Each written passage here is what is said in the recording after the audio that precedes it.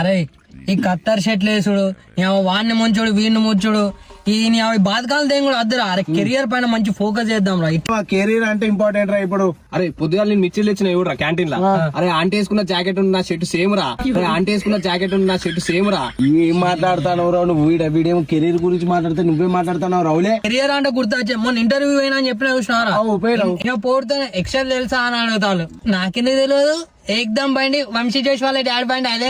एकदम బండి వంశీ జోష్ వాళ్ళ డాడ్ బండి అదే. దాన్ని ముట్టని అని చెప్పిన. మరి ఎక్సెల్ వచ్చా అని అన్నాడు.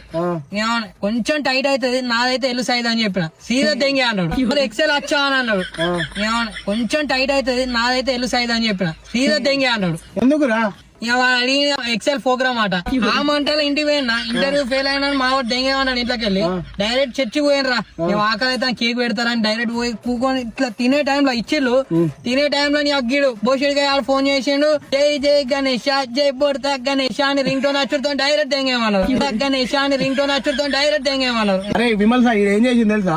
మొన్న ఊరికి పోతానని చెప్తే నా బ్యాగ్ ఇచ్చిండ్రా. వీడు రాంగా గంజాయి మొక్కలు పట్టుకొచ్చినట్టు. నేను మా ఇంట్లో పడితే కొడుతాడు. మా అమ్మ ఏం చేసింది కొత్తిమీర అనుకోని కూరలేస్తే ఇంటికి పోయే వరకు మాయ కూర్చొని నవ్వుతాడు. రెడ్ ఐస్ బిగ్ స్మైల్ అట మాయ చూడు. ఇంటికి పోయే వరకు మాయ కూర్చొని నవ్వుతాడు. రెడ్ ఐస్ బిగ్ స్మైల్ అట మాయ చూడు. నిన్న చూసినా నిన్న ఇంకా నవ్వుతానే ఉన్నాడు కదా మీ అయ్యా.